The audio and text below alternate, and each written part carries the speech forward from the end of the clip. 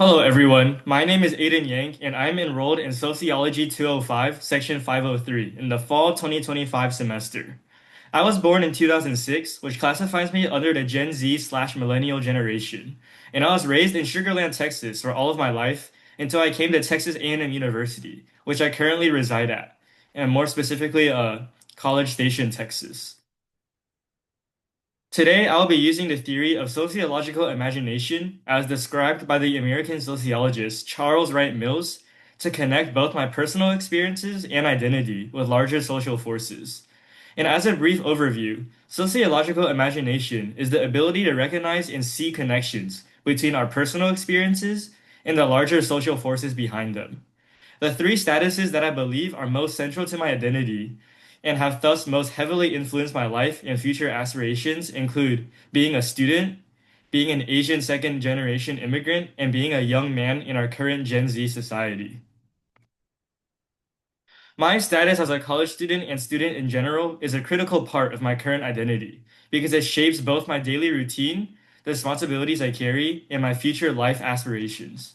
In our current society, especially in America, the status of being a college student comes with numerous expectations, such as being diligent, responsible, but more importantly, it comes with the expectation of pursuing upward mobility and overall a better, more secure future. Economically speaking, higher education, especially at the college level, is also tied to better paying jobs, which is closely related to the idea of meritocracy, which is a political system based around merit and ability. Some conflict theorists, however, would argue that higher education may cause more harm than good, as it reproduces inequalities in our society, which you can see in the rising cost of attendance at numerous colleges and universities across the country. We can also see that academic success at these higher level institutions are heavily dependent upon our early childhood education experiences.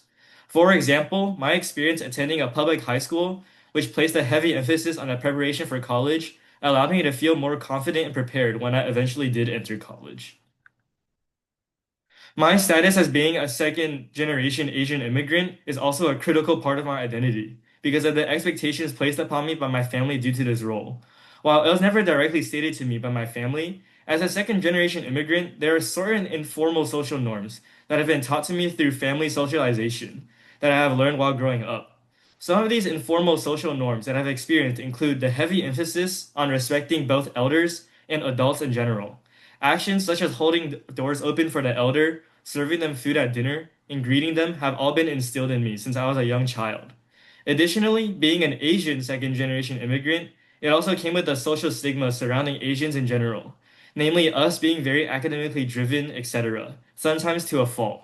While I myself never felt as though this label applied to me, these labels did have an impact on my self-concept through the looking glass theory, as I sometimes felt influenced by these ideas and labels placed on me by others, highlighting how social structures and cultural norms can shape one's identity. My status as a man in our current society also shaped my experiences through socially constructed gender norms. For example, as a man, I was always expected to be independent, confident, and emotionally stable. Gender norms have taught men in our society to be strong and avoid showing any forms of emotional vulnerability, which is a key trademark of traditional masculinity.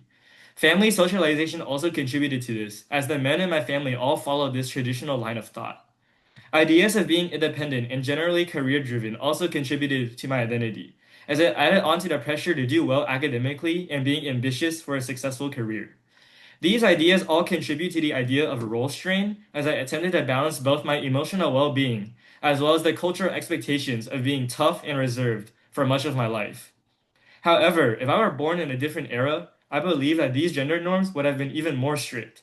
And it's important to note that in our current generation Z society, there have been many advancements in reshaping this traditional masculinity construct that is quite frankly outdated, in my opinion. In conclusion, my life experiences, including the opportunities and challenges that I've had to face in my overall identity, have all been shaped by both cultural norms, social structures, and a bit of historical context as well. The sociological theory of symbolic interactionism is, I believe, the best theory for explaining my identity, as it shows that I've been shaped as a person through social interactions, the looking glass self theory, and labeling. Using sociological imagination also allows me to see that my identity is deeply rooted and connected to larger social forces, And in a way, I believe this makes all of us a bit more connected to one another than we have initially thought. Thank you very much for listening, and I hope you have a great and restful winter break.